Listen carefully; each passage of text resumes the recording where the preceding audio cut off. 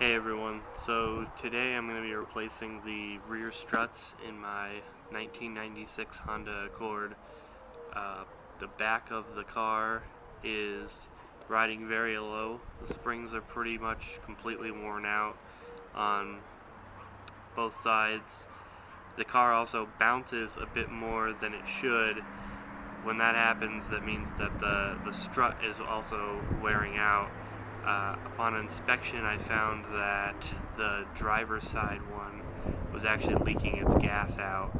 The passenger one looks like it might still be okay, but given that the car is 21 years old and has over 300,000 miles on it, and it still has the original OEM equipment in it, I think it's time to get it all out of there. The first thing that needs to be done is the seat needs to come down. It doesn't have to be removed. I hear a lot of people say it has to be removed, but you can do this without removing the back seat. First you want to get it down, get in here, and up here is this little seat unlocking button or key switch. Just put your key in there and turn it, and that should unlock the seat. But this one is jammed up. I've already tried and I can't get it undone, but in case you have a similar issue, there is another way. So to unlock it from the trunk, you just come straight into the top here. There's a little pull handle, and you pull on that, and it'll come loose. Now that's done, pull this down and get to this stuff. Now these two cushions that are on the side, there's one over here and there's one on the opposite side over there. These need to be pulled out from the top. There's a clip. The clip in the top is plastic and it's likely going to break, so let's be ready for that. This here's the side cushion, so the clip is down under here. You have to pull it up and out, and mine's already broken apparently. This is the plastic clip that is seated down inside of there. Yours will probably break too, but maybe you'll get lucky. You have to do that on both sides if you're doing both struts like I am. So same thing on the other side, just pull it up and out of there. Now the next thing that needs to come off is this piece of plastic that goes along the top of here. Now it's held on by clips that are located on the back, and then this front side here also has like a lip on it that goes underneath the metal, and I actually like to pull the lip off of first. So let me show you here. So here you can see it. This piece of plastic kind of lips onto here, but you can grab onto it and just pull it right off, actually, like that. You see it's off the lip now.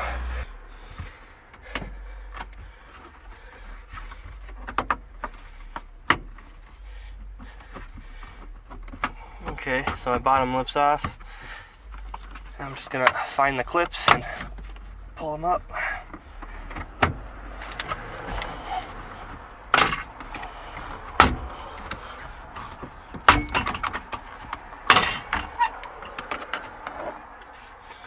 Off it comes. The next thing are these pieces of plastic. There's one on each side.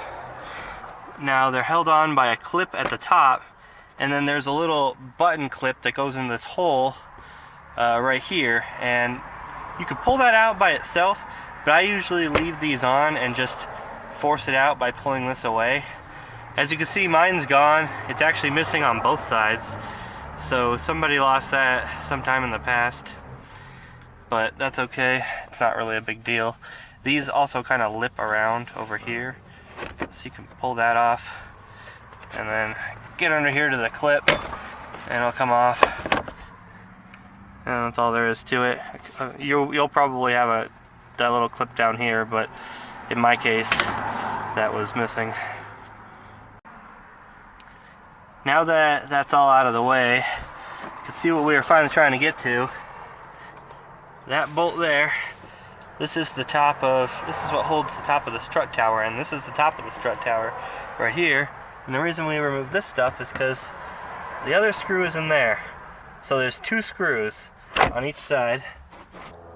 Now it's time to jack up the car.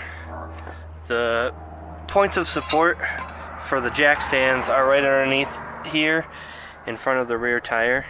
I have an impact, so I'm going to jack up the car and then break these loose, but if I didn't have an impact, I'd want to break these loose first. That way tire won't spin when I'm trying to take it off once the wheel is up off of the ground. The point where I jack the car up from is located down underneath here. There's a tow hook here. I jack it up from that point.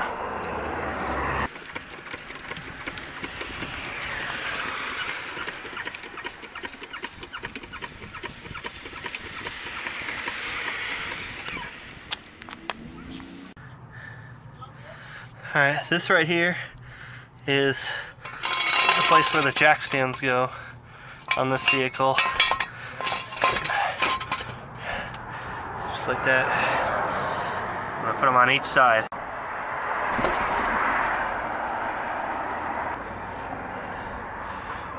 I like to put the jack back under here while I'm working,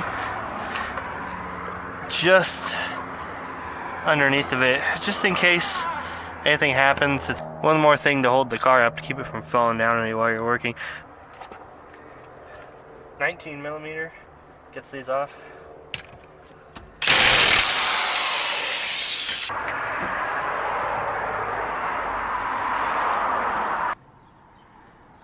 Now that the wheel's out, we can see the strut assembly here.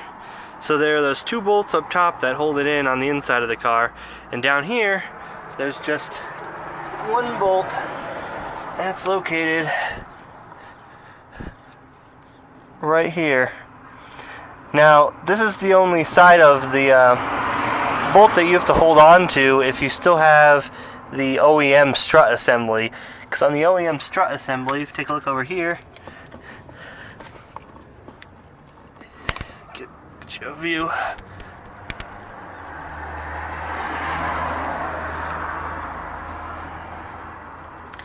Here's the nut on the back side, and it's actually welded to the frame of the strut, so you don't need to hold this or anything, and it's not going to stay here. It's going to come off with the car, and depending on the type of strut that you're replacing it with, you may or may not have a welded on piece. It may come with an actual removable nut.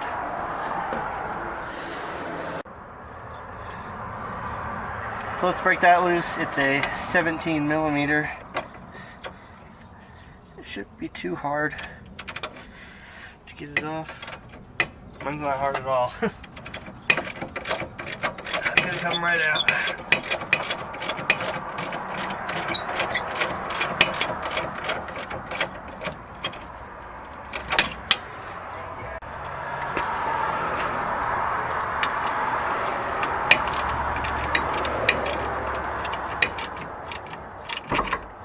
It's gonna have some pressure on it, but it'll come out.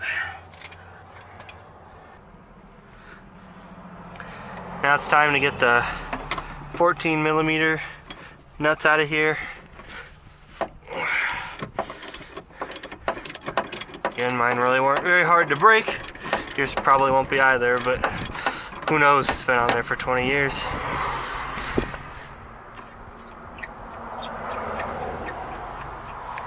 If you're asking, do I need to support the strut from the underside?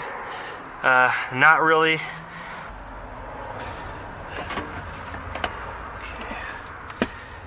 Get this out of the way.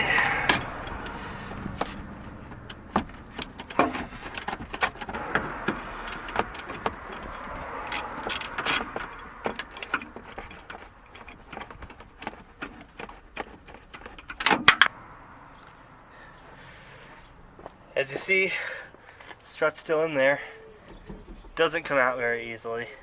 It's the rubber grommet that it is down on over is a pretty firm fit, So what I do to get this out of here is I just kick it out. Sometimes I'll hold a finger on here so it doesn't just fall, and just like that.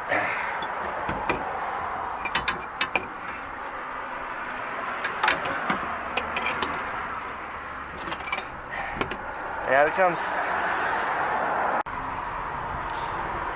Alright, so now's the time where you need to compare both your struts and make sure that they're the same. So line up the holes so they're flat, and then compare the bottom. Now, in internet magic land, if you've ever watched other videos on people doing this, they always just fit. They're always right, and there's never an issue. But every time that I've ever put in rear struts, I've always had at least one of them not line up down here. Now those look kind of close at a glance, but they are not. This is off by 30 degrees maybe. That's going to be very difficult to get into the car. I haven't done tons of rear struts, but every time that I've done it, I have run into this issue. I've never gotten a pair that just went in. So that makes this job a little bit harder, but I wanted to show you guys this and show you what I'm going to do, because you might run into this as well. I know. Uh-oh. There's that familiar tool that I was hoping I wasn't going to have to use because I bought Quick Struts. Sometimes this is just the reality of these things. So, what I'm going to be doing is compressing the spring using my coil compressors, and then I'm going to twist the head to get it close to the OEM one. Now, I could just put it on the car with this clamp down and try and twist this until it's perfect, and I might do that, but I think I can probably just get it close enough off the car sitting right here, and just put it on without having to mess with these inside of the wheel well. So you can rent these from your auto store if you need them. They're going to be probably between $40 to $60. I think I paid $55 to rent these. Pretty easy to use. You gotta get them on there. The highest I could get them on here on this one was here. This becomes too close up here, so that makes things a little more difficult. This was as wide of a range as I could get on mine. So they hook around the top, and they have this little slide pin here. See that? And that goes in there to try and help secure it a little bit more. It might help a little bit. Alright, so I guess I forgot to hit record apparently. But anyway, all I did was you just tighten down each side one at a time, slowly, until you see the top of this start to kind of, you'll see it sort of moves. It'll break loose. You'll be able to twist it. There is a piece of rubber in here that makes it a little tough, but you'll get it. So here we go. Lay these both even, and you can see much better. It doesn't look like it on the camera, but they are very close now, and I don't think I'm going to have an issue getting this into the car at this point. A little sticker off in here.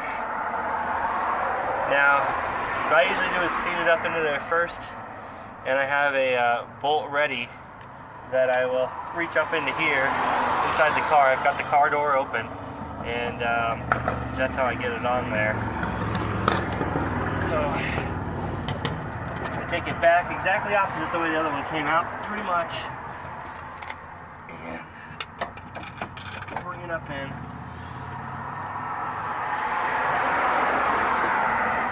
Like that. And make sure that this is going to be lined up right. There's holes up here, so it needs to go this way. So I've got it up there, and I take my bolt. I'm just gonna.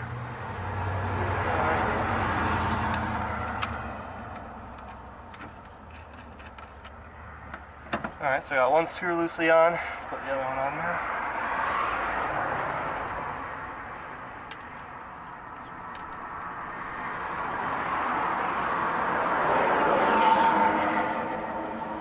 Okay, so it's kind of in there. Start. Alright, so I'm getting ready to install it. Now this is the original bolt that went through the bottom. Now Monroe sent me this nut for the other side, because remember on the OEM struts it had this nut welded on the back side. Now on these ones they don't, so they send this, but I noticed this is not, it's too big. It just goes right on over it. So that's not going to work. But I have this. Now this is the nut that came off of the top of the OEM strut tower. This is what was inside the car, and actually it seems to fit on here just fine. So I guess that's what I'm going to use for now. Now notice I can press down on the knuckle here, and there's a little bit of play. So what I want to do is press down on this and get this over, and see how easily that went on there?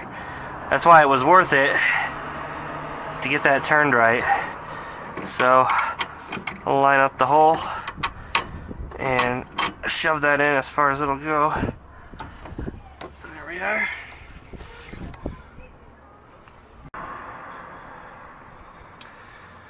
Now, if you're having issues with the bolt lining up to the other side here, what I do is I put a screwdriver in the top, and you can pry down on it like that. So pry it down, and when it's starting to line up, you just kind of gently tap it through.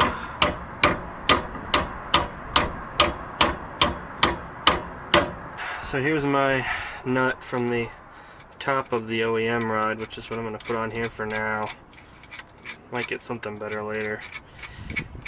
Now the torque specs for this bottom bolt are 40 foot-pounds. Feels pretty tight, but I'm also in an awkward angle under here. There it is. Gotta get my wheel back on.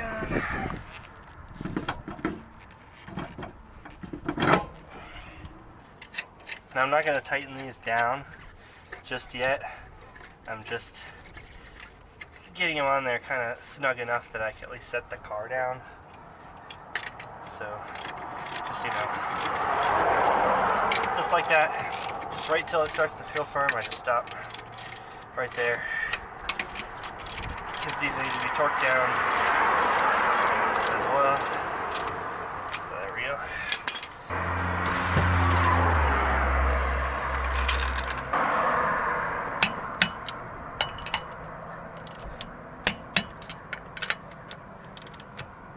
Top one's tightened down to 28 pound-feet. Doesn't sound like much, and honestly they broke loose pretty easy if you remember from the center of, or the beginning of the video rather. So let's get that on.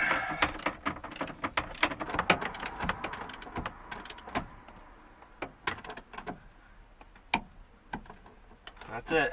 It looks like that. It's done.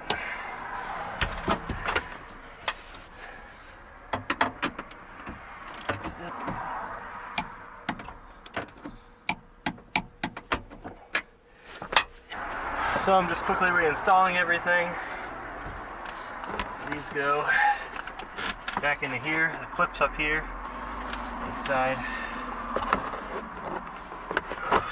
So make sure that this goes over that, and this goes over that, just like that. Clip in place. It should pop right back in. Now, if you've got the little clip button that goes down at the bottom, you can clip that in afterwards. Again, mine were missing, so I won't be installing that. The other one back in. Everything lines up with that hole there.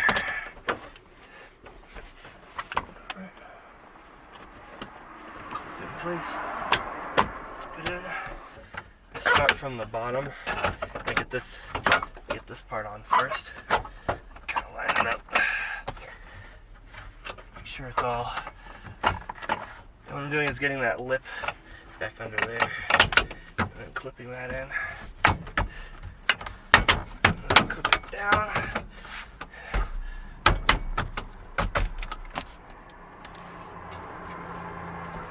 That's good. Now for this, like I said, I just push it here to bend it back, push it in. A little bit of work, it'll go back in there. Just so you can see it a little better. Press this with my palm and just put it in there. And we latch that guy back into place. Make sure it's secured. We're good. And we're done.